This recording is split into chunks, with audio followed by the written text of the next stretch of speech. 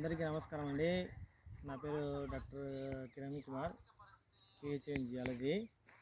ఇక్కడ వచ్చేసి ఇది ప్రకాశం డిస్టిక్ గిద్దలూరు దగ్గర అచ్చంపేట. ఈ అచ్చంపేటలో ఇది వచ్చేసి 10 ఏకర్స్ ఉందండి.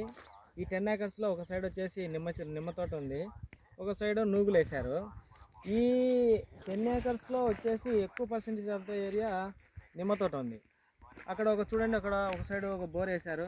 ఆ బోర్ వచ్చేసి 350 ఫీట్స్ వేశారు. ఇప్పుడు ప్రజెంట్ వాటర్ పూర్తిగా ఇంకా డౌన్ఫాల్ అయిపోయి జీరోకి వచ్చేటువంటి స్థితిలో ఉంది.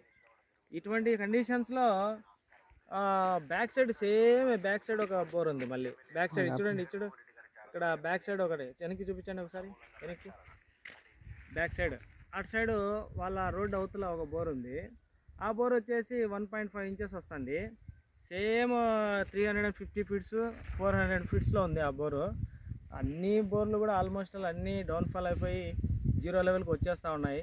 ఇక్కడ ఈ మండలంలో almost all 70% of the borewells మొత్తం డౌన్ఫాల్ అయిపోయి మొత్తం ఆల్మోస్ట్ ఆల్ 1 ఇంచుకి 1.25 ఇంచు ఆ రేంజ్లో వచ్చేటువంటి స్థితికి వచ్చేస్తున్నాయి. మొత్తం వెళ్ళిపోతున్నాయి వాటర్. అంటే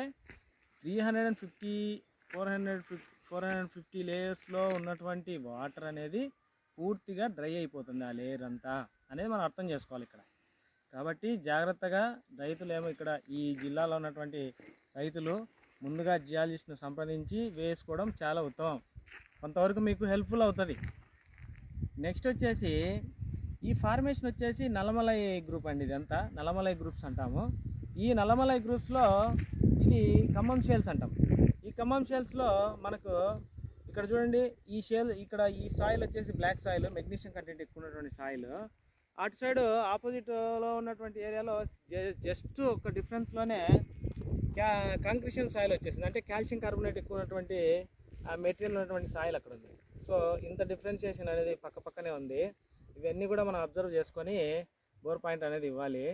నెక్స్ట్ వచ్చేసి ఇక్కడ మనకు ఒక 2 పాయింట్స్ దొరికినాయి. ఒకటి పక్కన ఒకటి దొరికింది, అటు సైడ్ రోడ్డు దగ్గరలోనే ఒక పాయింట్ దొరికింది మనకు. తర్వాత అక్కడ బిల్డింగ్ దగ్గర అక్కడ బిల్డింగ్ చూసారా, ఆ బిల్డింగ్లో ఒక పాయింట్ అనేది దొరికింది. ఈ 2 పాయింట్లను మనం ఫైనలైజ్ చేసి చెప్తామండి. నెక్స్ట్ నేను చెప్పేది ఏంటంటే, ఈ ఫార్మేషన్స్లో మామూలుగా జనంలో వాటర్ వస్తే కనుక మనకు ఆ కొండలు ఉన్నాయి చూసారా, ఆ కొండలలో చిన్న గుంతల్లాగా ఉన్నాయి చూసారా, ఆ గుంతల్లాగా ఉన్నటువంటి వాటిని స్ట్రీమ్స్ అంటాం. ఫస్ట్ ఆర్డర్ స్ట్రీమ్స్ అంటాం. ఫీల్డ్లో మనం థియరిటికల్గా చదివింటాం. First order streams, second order streams అని చదివింటాం. ఆ స్ట్రీమ్స్ ఫస్ట్ ఆర్డర్ స్ట్రీమ్స్ ఇక్కడ చాలా ఉన్నాయి చూసారా. ఈ ఫస్ట్ ఆర్డర్ స్ట్రీమ్స్ నుంచి వర్షం పడినప్పుడు ఇలా వచ్చి మొత్తం అంతా వాటర్ ఫ్లో అయిన తర్వాత అంతా ఇన్ఫిల్ట్రేషన్ అయ్యి వాటర్ లెవెల్ అనేది పెరుగుతుంది. ఇప్పుడు there is no water here, present water లేదు కాబట్టి ఇంకా ఇన్ఫిల్ట్రేషన్ లేదు, ఏమీ లేదు. ఇంకా ఏమన్నా ఉంటే కనుక 900 ఫీట్స్ లోపల ఉండేదానికి అవకాశం ఉంది. అంటే అంత డెప్త్ వరకు వాటర్ టేబుల్ ఇప్పుడు డిక్రీజ్ అయిపోయింది అని మనం అర్థం చేసుకోవాలి. అంతేకాని మీరు 300 వేసి ఇక్కడ 300 ఇంకేమున్నాయి, 300 అనేది ఇక్కడ ఇప్పుడు ప్రజెంట్ నాట్ అప్లికబుల్. కాబట్టి ఎవరైనా కానీ ఖచ్చితంగా జియాలజిస్ట్ను సంప్రదించి వేయడం ఎంతో మంచిది. అది నా ఫైనల్ పాయింట్. ఓకేనా.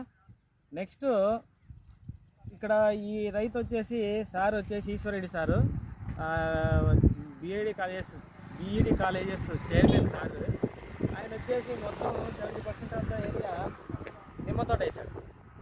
ప్రజెంట్ అయితే క్రాప్ బాగానే ఉంది. ఇప్పుడు కనుక వాటర్ రాకపోతే పరిస్థితి చాలా దారుణం అయిపోతుంది.